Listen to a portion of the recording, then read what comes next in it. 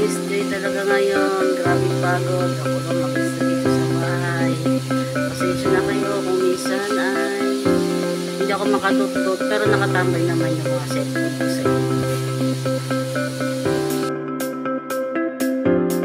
Nag-isa ko lang mag-isa dyan. Nagtitinda, nagluluto, naglilinis. Magtutupi pa ako mamaya.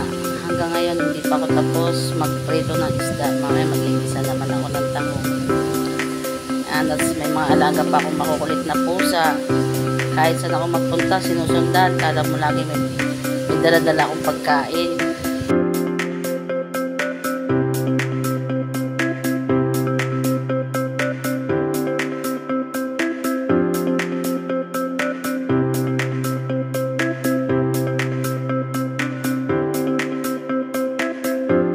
Dating ng tanghali o hapon, pagod na ako. Sa gabi, tulog na.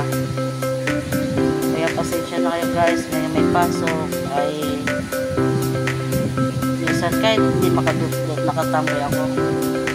Napakita ko lang yung gawain ko sa araw-araw. Sana guys, yan nyo naman ako. Yan nyo, pagyaman ko, makakatulong.